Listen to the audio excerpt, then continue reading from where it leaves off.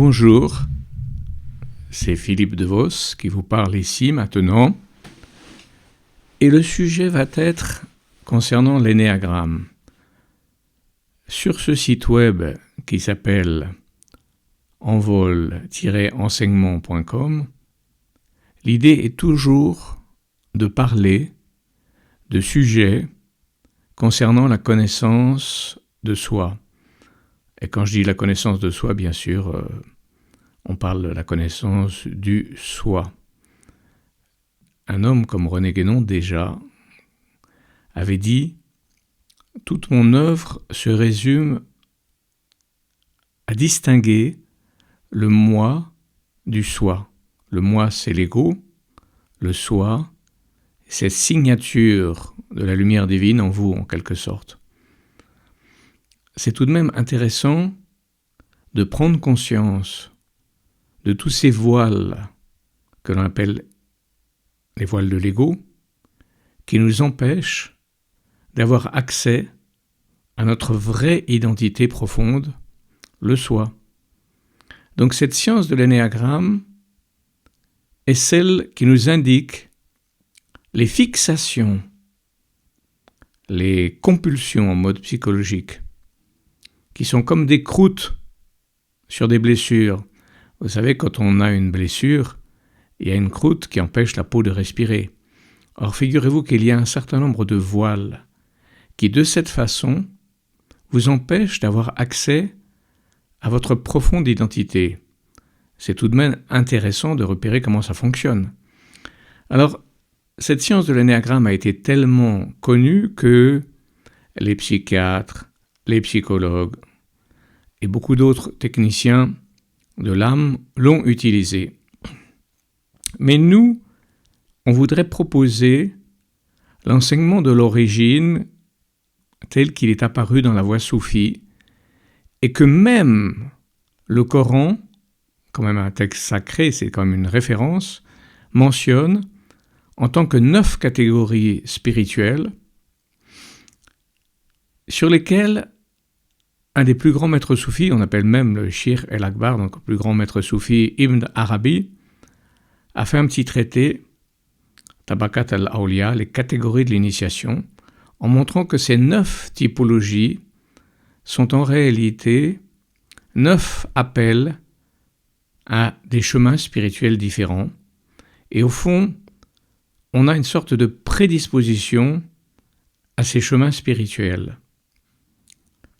Simplement, ces prédispositions à des chemins spirituels ont été déformées par l'ego, et cette déformation change complètement l'attitude intérieure. Et je vais donner un exemple. Je nommerai plus tard, une par une, les 9 typologies, en psychologie qu'on peut appeler des compulsions, mais maintenant je vais parler d'un seul exemple, le numéro 1, qu'on appelle de façon classique, on va dire dans la communauté de l'énéagramme, le perfectionniste. Ceci dit, en passant, il y a plusieurs noms sur ces typologies et c'est déjà une fixation que de donner un nom. Donc il y en a plusieurs, mais passons là-dessus. Disons que c'est simplement une première orientation, une première indication sur un état d'esprit. Ce perfectionniste, il est celui qui sent une sorte de pression, on dirait en psychologie du surmoi, une pression intérieure qui l'oblige à se critiquer, évidemment par extension il va critiquer les autres, et qui va s'installer dans « il faut, on doit »,« il faut, on doit ».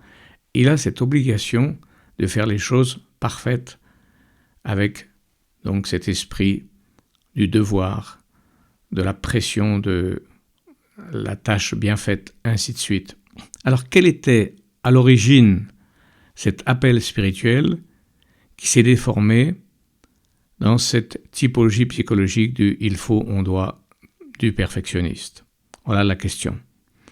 Et donc, là, le Coran dit « ta'ibun », c'est-à-dire ceux qui se repentent par un recentrage. Et alors là, une langue sacrée a toujours des possibilités que ne donne pas une langue trop classique. Ta'ibun, ta'oba, c'est le repentir, mais au sens où un recentrage. C'est-à-dire que ça va dans les deux sens. Toba ilallah, Allah yatubu ilayk, en arabe. Donc, je vais vers Dieu et Dieu revient à moi. Ça va dans les deux sens, ce tauba.